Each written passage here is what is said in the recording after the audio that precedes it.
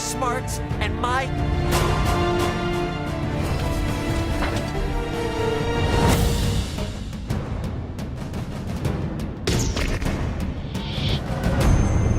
He told me enough. No, I.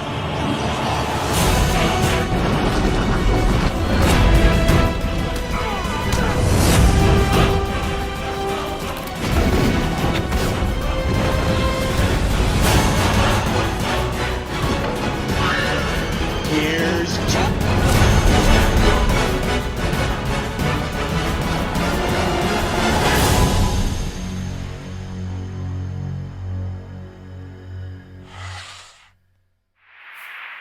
Hey everyone, it's Donji Corleone here, and I am here with a brand new movie review, and this likely isn't going to be a, well, full-on positive review, but it has bad qualities, but it's going to be a normal review because I don't really think it's a bad film per se. It's not a great film, but it's not really a bad film, and there's moments about this that do give me a bit of a laugh. But this is going to be a review for a comedy film from 2006. It was a Lionsgate one, not like those Judd Apatow ones, no. One of the comedy ones that Lionsgate would try to do around the 2000s, like, yeah, and this stars disliked comedian Dane Cook. Yeah, another one of those Dane Cook comedies that Lionsgate would try to do around the mid-2000s. The really bad reviewed ones. Like, there was many bad films, unfunny comedies he did. My Best Friend's Girl, Good Luck Chuck. But this is going to be for the ones one of those three that was actually, well, I'd say tolerable. And that film was going to be for 2006's Employee of the Month, which was directed by Greg Coolidge, who has done, like, nothing since this.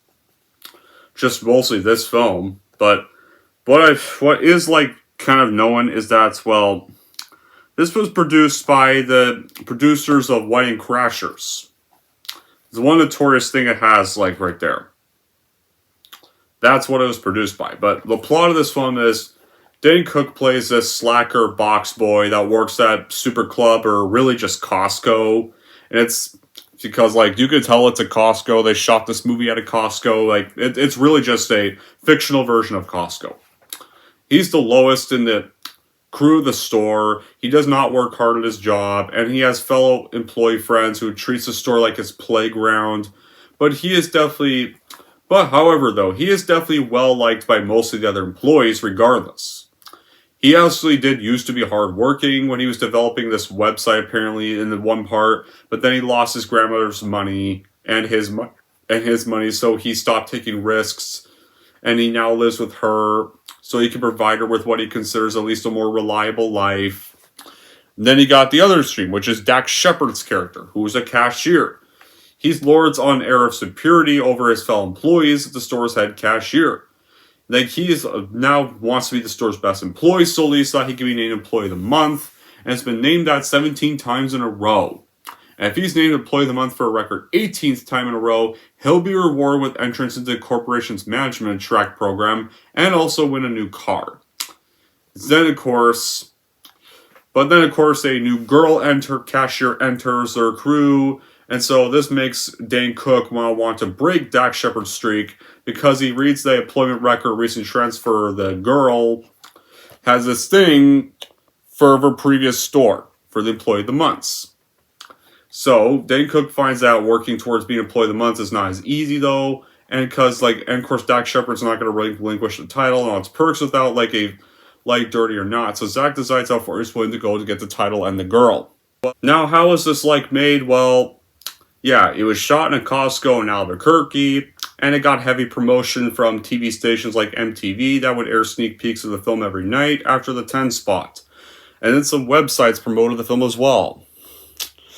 Then Dane, of course, appeared as the host of 2006 season opener Saturday Night Live so he could promote the film, but no mention of the film was made during the opening monologue of his or the subsequent sketches he was in. Yeah. It was shot at Costco in Albuquerque, New Mexico. And the store's like, it's not called Costco, it's called Super Club, but you can tell it's a Costco from the inside because I would know. I mean, I visited Costco numerous times. I know what it looks like inside. You have all the displays. You have the food court area. You have like all the electronic areas and stuff. It's exactly a Costco. Yeah, it's a literal Costco. So after the movie was promoted heavily and completed, the film would go on to be released into theaters on October 6, 2006, and like received negative reviews and grossed about $38 million worldwide, and it disappeared quickly. No one cared for its existence. Now as for my reaction. Now, I'm definitely going to say I'm not a fan of Dane Cook. I think his comedy is very annoying.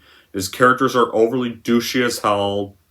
I did like that one movie he's in, Waiting, but even I thought he was miscasted choice for his character in that film. At least he wasn't the main character of that movie, so that is a relief. I remember Good Luck Chuck from 2007. I especially hate and despise Good Luck Chuck.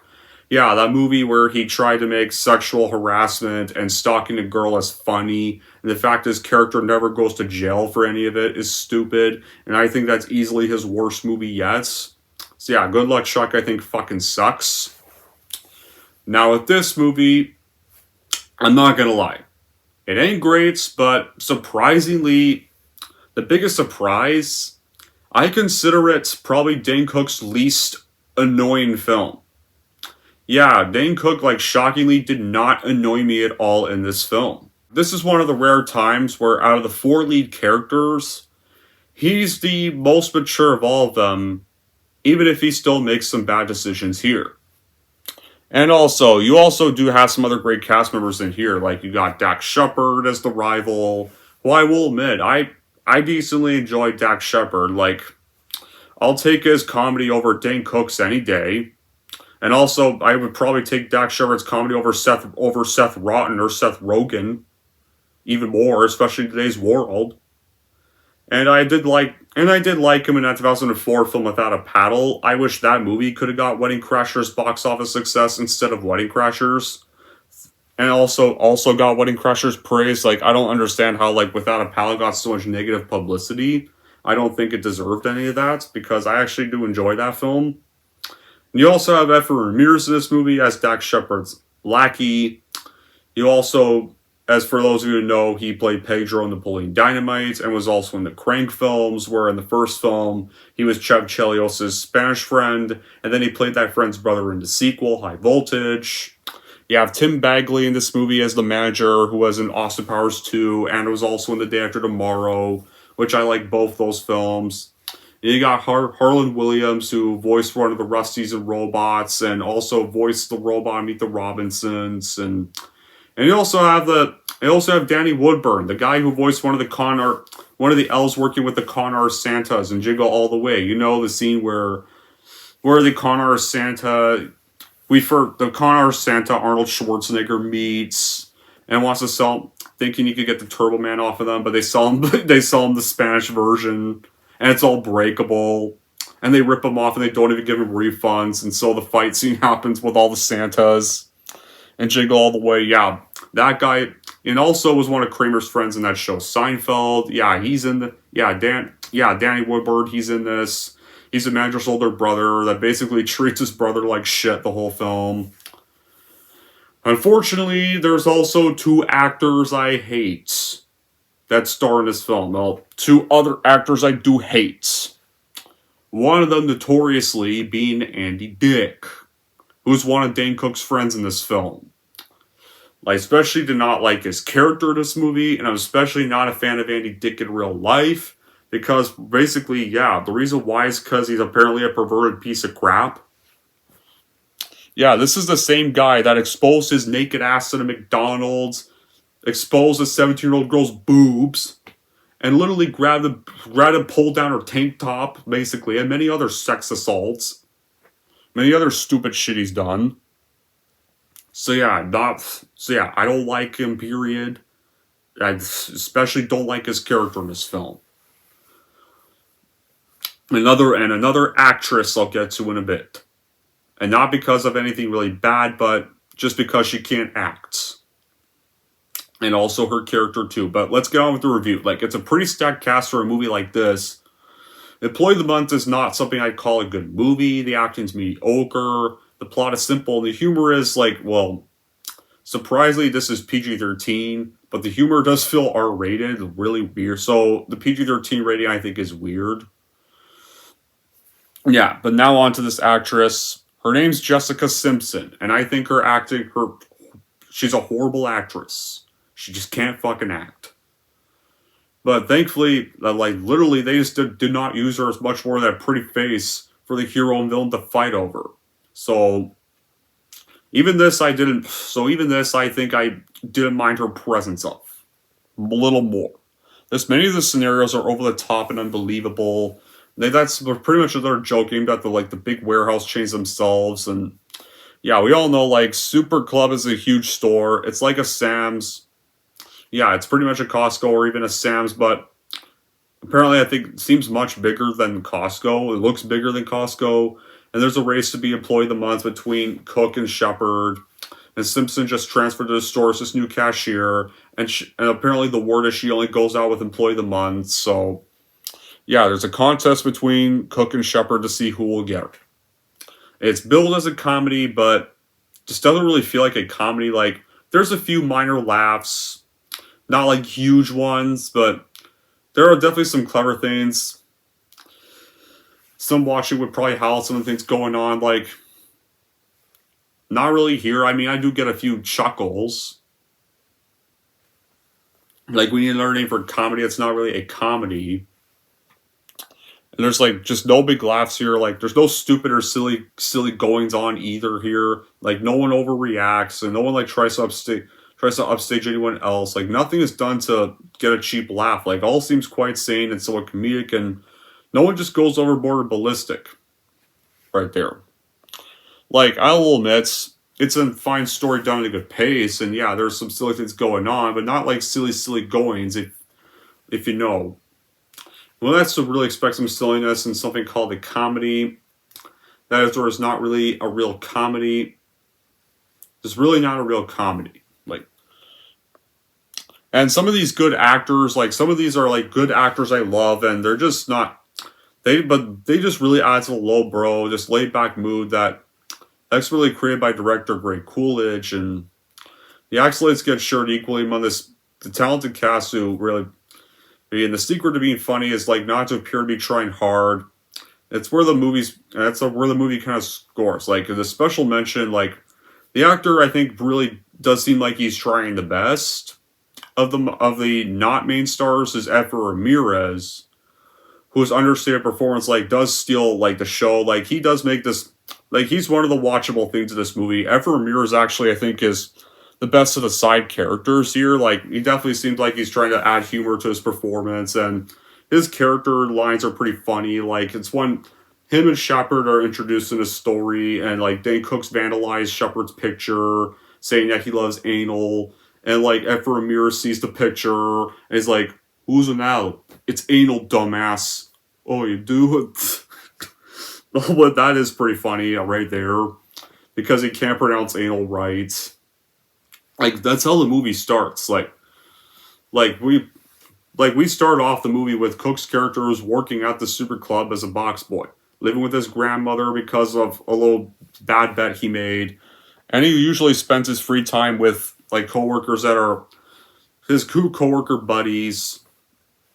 Right here, there's one Indian guy who has a whole bunch of kids, Harlan Williams, Andy Creeper Dick. Right there, and like, Zach is somewhat of like, Dane Cook's character is somewhat of a slacker, but really, is he really an asshole like the movie's trying to make him out to be? Like, in his first scenes, like, the scene we see him in, he's kind-hearted, he's actually pretty popular with the staff, and he's actually kind of supportive. So I really go calling him lazy or a jerk-ass. Like, he has a good friendship with the security guard, because in their first scene, the guard says his mother made him muffins, and he thanks both of them for her.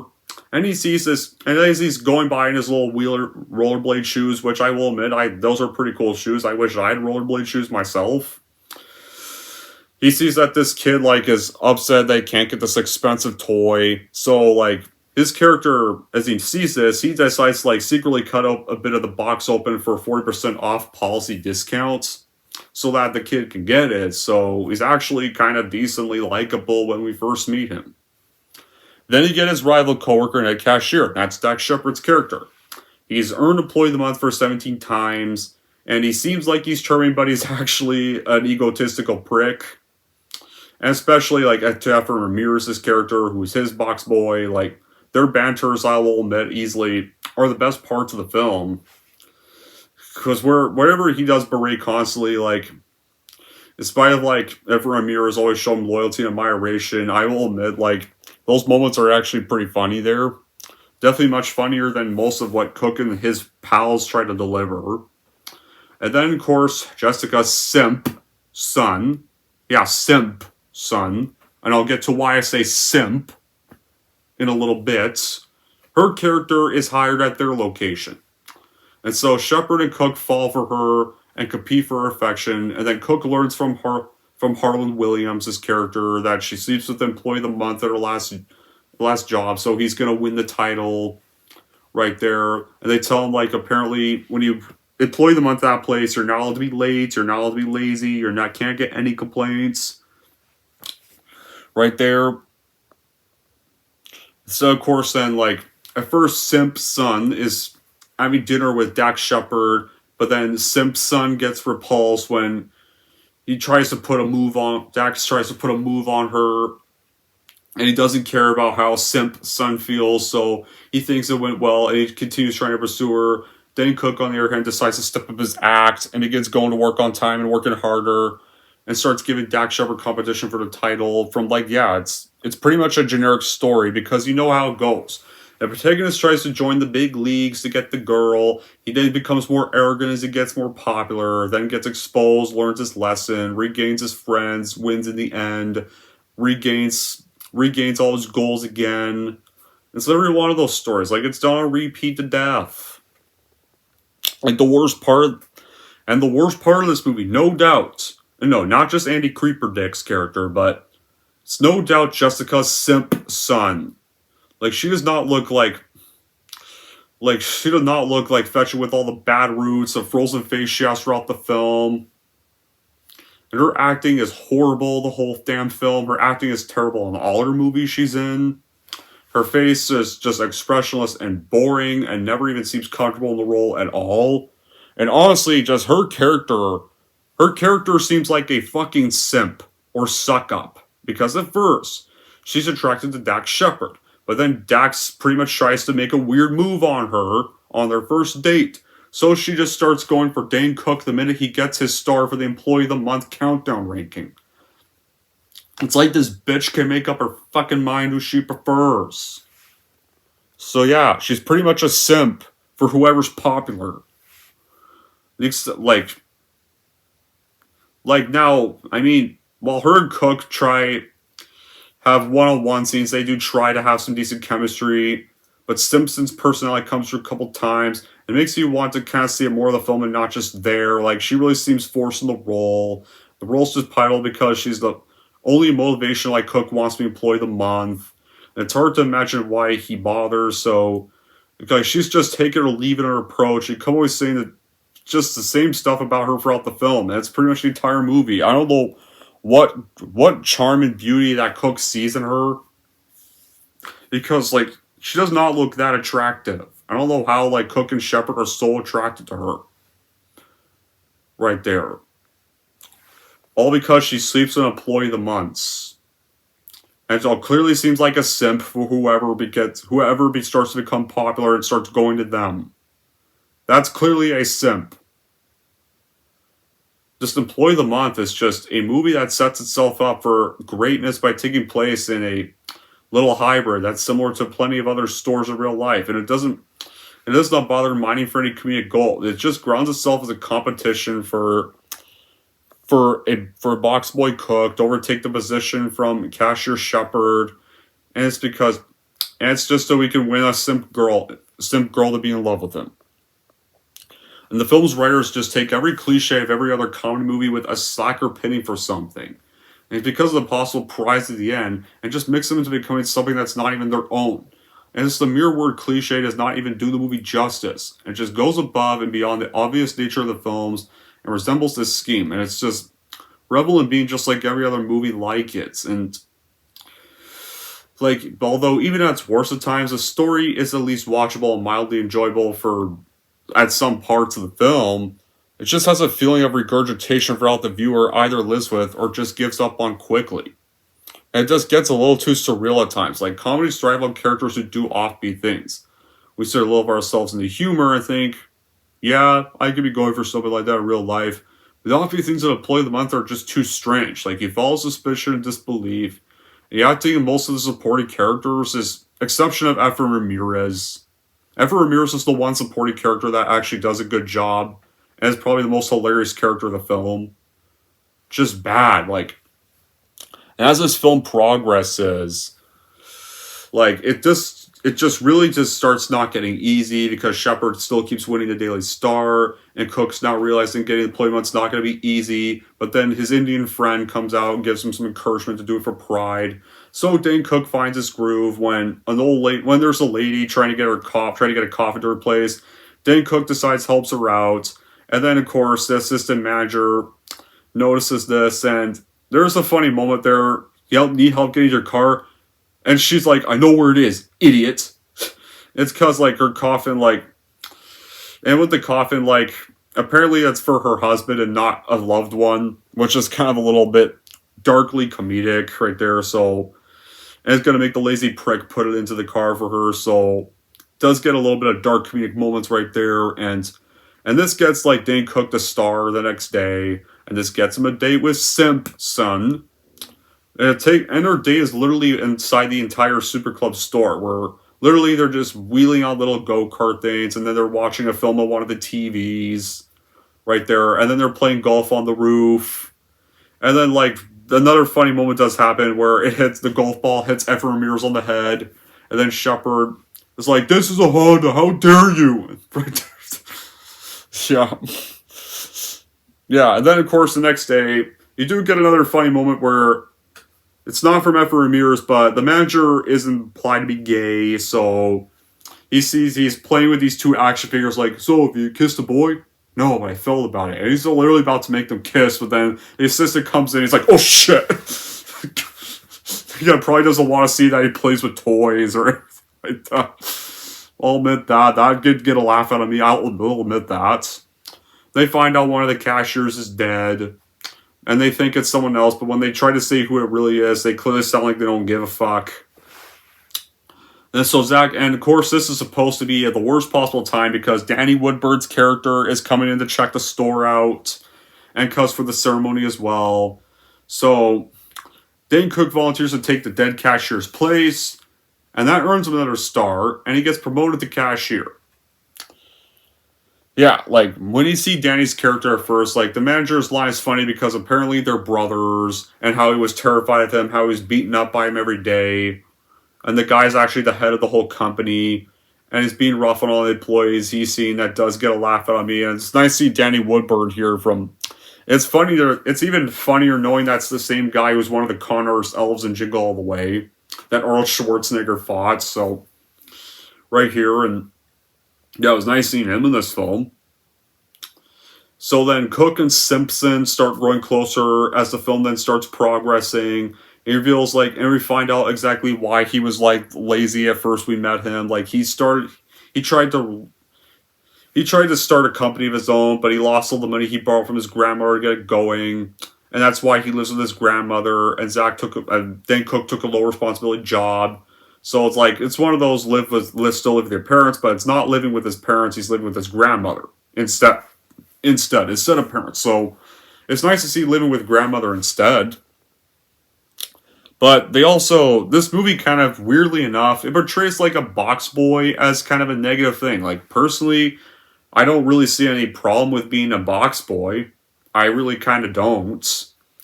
Because, like, box boy is still a job, and box boys make quite a bit of good money each year. And it actually, apparently being a box boy actually gives pretty good pay. And it's a pretty hard-working job. So being a box boy is not really laid back, if you know what I mean. like, I'm also kind of a box boy myself in my work, and I work in a store.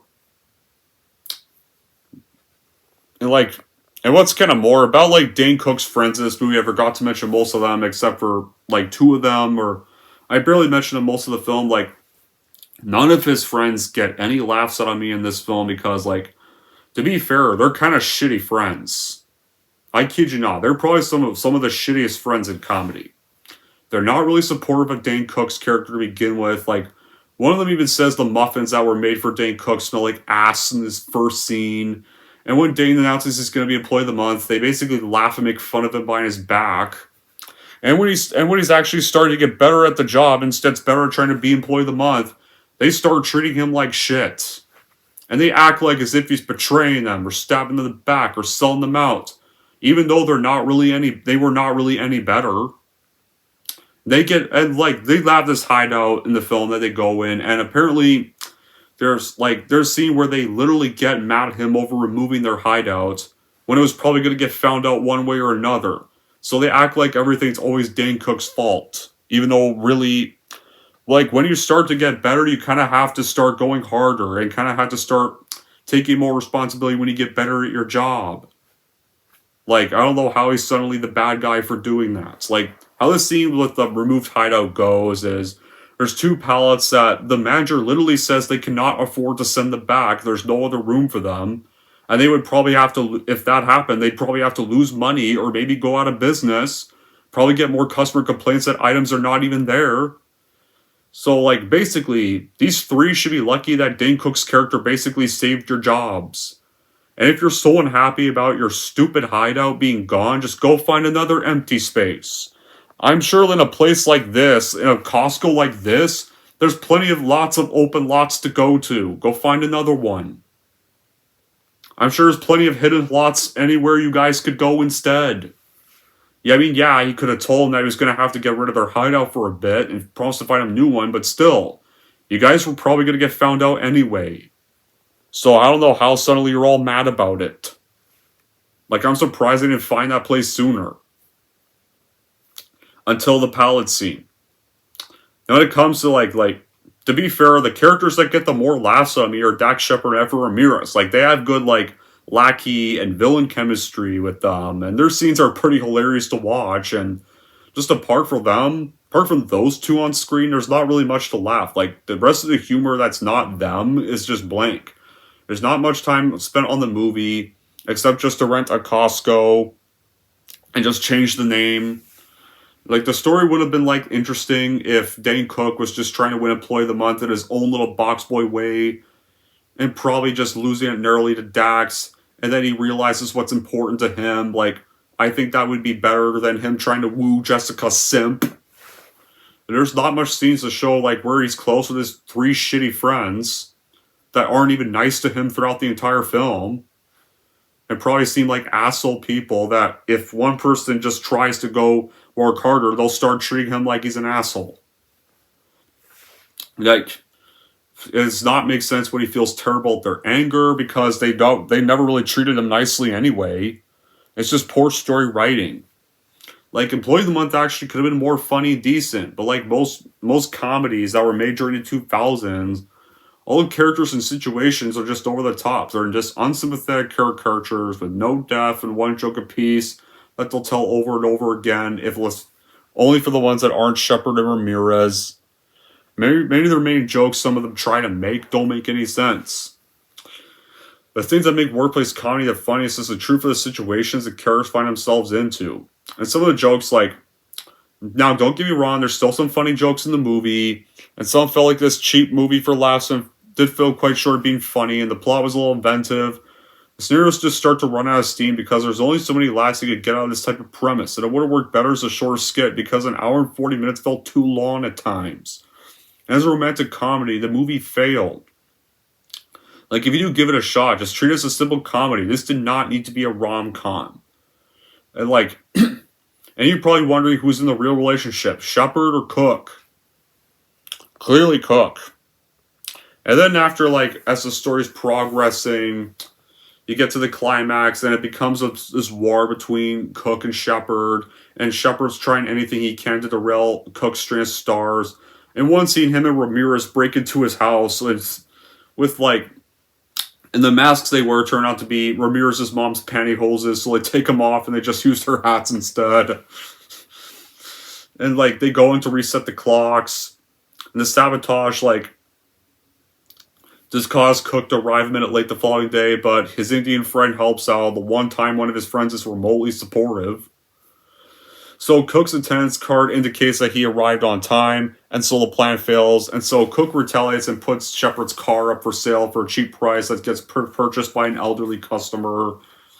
And Vince doesn't, I mean, Dig Shepard's character does not want to give up his car, but now he has to because he'll get a complaint, and if he gets a complaint, he'll be out of the system.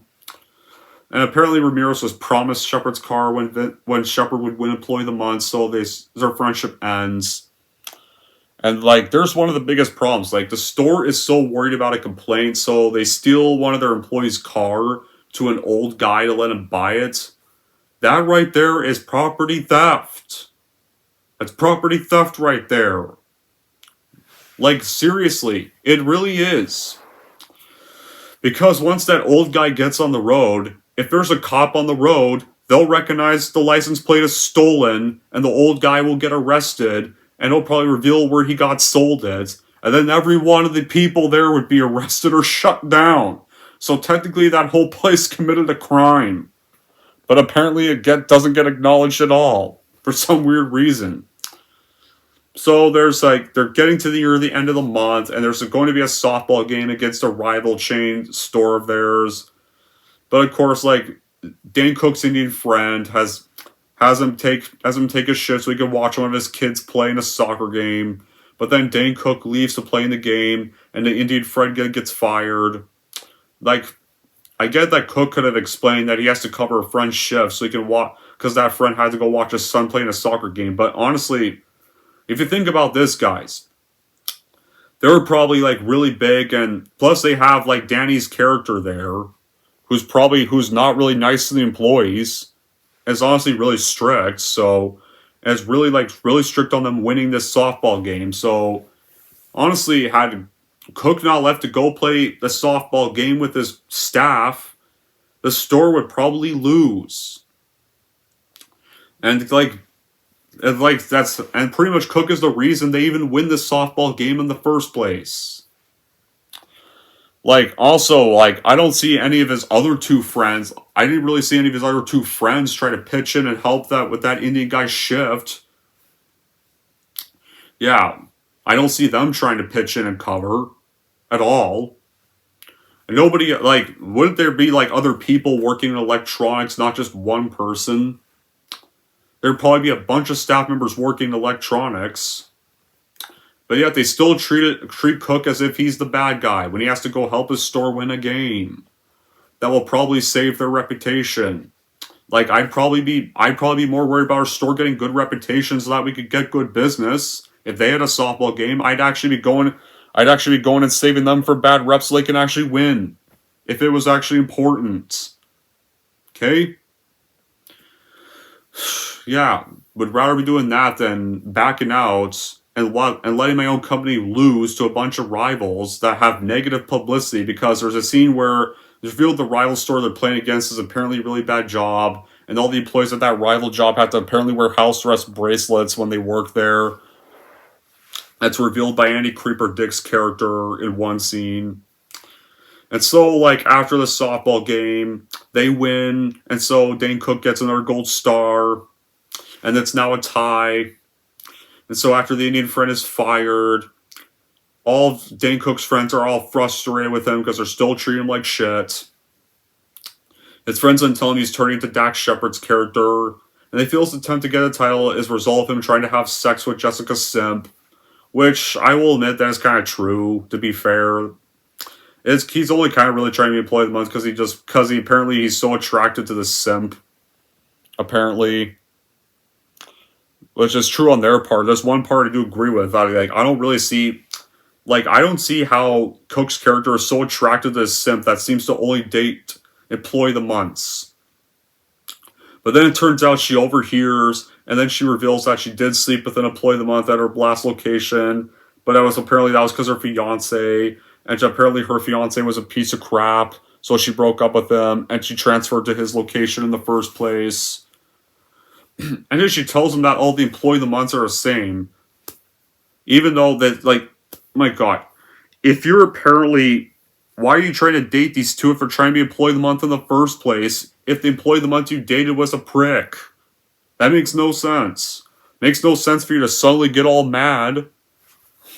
Like you're the one sipping over two people in the first place. So it really makes no sense. So that's where we get to the finale of the movie. And you know how cliched it's going to go. Like, it's at month's end where Zach and Vince are now tied. And it's on the day of the tiebreaker competition. Dane Cook decides to sulk and quit. Gets the Indian friend his job back. And goes to this friend's house. I don't know why you would take these friends back. These friends basically treat you like garbage. Like, honestly, I don't think you should take responsibility for any of these three if they're not supportive of you. Like, when you say we're going to be employee of the month, they basically laughed at your ass behind your back. Why would you take any of these three back? Or make a heartfelt apology to any of them? Like, these three don't even apologize to him for treating him like garbage when he starts to finally get better at his job. You three are probably going to have to get better at your jobs eventually. And so when he gets to their house, Dane Cook tells him he plans to win the competition, and this time for pride. And then Dax Shepard and Ever Ramirez make amends. And then, of course, the store manager is about to announce Dane Cook's reputation, but the four leads show up. And it turns out Cook never filed resignation papers because apparently the human resources manager got bribed with a broken Butterfinger as well. So Dane Cook tries to reconcile with Simp. Yeah, with Simp Girl again. I don't know why you would. At all. It tells her that no matter what, he's a better man thanks to her. Yeah, you're a better man thanks to a girl that was basically being a simp for you and Shepard, and only started being a simp for you because you got a star. Like no. And Shepard protests all this, but the competition for the fastest checkout's held. And whoever, who finishes the task first is going to be granted the award. So Dax Shepard pretty much wins the competition by a few seconds, but then during the award ceremony, the security guard we saw in the beginning of the film, it was giving out the stars throughout the film. The security guard then finds video footage that shows Dax Shepard pretty much throwing store products behind his back and onto the conveyor belt and not scanning them. Then this assistant manager gets receipts for the scanned items in the competition. And not only Dax Shepard's is shorter length, but apparently the total cost is less than it should be. And the guard adds videos. Apparently we find out that Dax Shepard was failing to ring up items all year, and it cost the store thousands of dollars. So Dax Shepard pretty much gets fired and arrested. And Dane Cook ends up winning the competition, and it gets this relationship with the simp girl back. I don't know why the fuck you would take this simp back. This chick was only dating you for getting a star, and then she got all hypocritically mad at him for his attentions, and broke up with an employee of the month for being a dickhead, and somehow started falling in love with you, and suddenly thought it was okay to call out Cook on his intentions, and then wins the ranking in the end. She decides to date him again. Nah, you want to know what that is? That's not just a simp, that's a fucking hooker. Yeah, she only started dating you again because you won. She breaks up with the employee of the month because he treated her like garbage, but suddenly decides to accept one as her new boyfriend because he won. Get the fuck out of here with that. And then we cut to the last scene we see. And when it comes to Dax Shepard's defeat, how did this store not get suspicious when he's considered a customer favorite and keeps winning the ranking 17 times all year? Don't you think these people should have got suspicious quicker and not have such crappy security because they never tried to apprehend any of the customers who walked out with the free items? When any store like Costco has good security and would probably arrest anybody that tried to steal. And technically these guys committed a crime too by selling Dax Shepard's car in the first place. So how is it suddenly when Dax Shepard commits crime, suddenly they get all suspicious? When they commit a crime, they don't even get caught.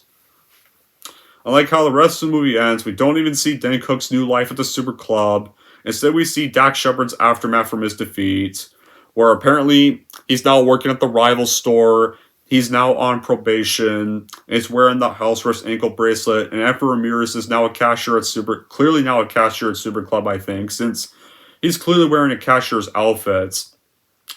And he now treats Dax Shepard like shit as well. And while they're both sitting in Emperor Ramirez's car, Vince asks for a ride to the bus stop, Dax Shepard asks for a ride to the bus stop, and Emperor Ramirez agrees, but he pretty much drives him out away from a mile so that the house arrest ankle bracelet shocks him, and then the movie's pretty much over. So yeah, the reason why this movie's not terrible is because, like, I enjoy Dax and Efren's performances and the chemistry they both have. Like, I don't know why these two actors could have played the main characters instead, and Dane could have been the one playing the antagonist. That would have made the movie better, and it did not need to be a romantic comedy. It could have just been a normal comedy, and it could have worked well. And if you're going to make it a romantic comedy, cast an actress who can fucking act, not Jessica Simp. And don't make her a simp.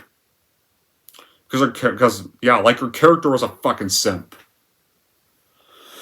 And there are still funny moments, and honestly, when it comes to Dane Cook, I've seen worse films from him, so I don't think this is one of his worst films. Personally, like, I would watch this over Good Luck Chuck, My Best Friend's Girl, or any worse films he's probably done. But those are two of some of his worst. So yeah, in the end, guys, Employee of the Month is a stream online for those that want to see a tolerable Dane Cook movie and where he isn't being overly annoying, but that's about it. Anyways, guys, that's it for my mixed review of Employee of the Month. And if we're wondering how to rank Employee of the Month, here's how I'm going to rank this movie. So overall, if you are a fan of comedies set in stores, but have also seen generic stories like this, then I would just stream Employee of the Month online just to save you the time and money. And if you're wondering how I'm going to rank Employee of the Month, I'm going to give Employee of the Month a 6 out of 10. There we go, guys. That wraps up my review for Employee of the Month. So, yeah. Those who have seen the film, tell me in the comments below what you thought, or what you thought of this video, or what you thought of this review, and stuff, whether you agree or disagree with me. And until then, guys, that will be it for this review. Thank y'all for watching. If you like this, want to see more, don't forget to like, subscribe to Don G. Corleone.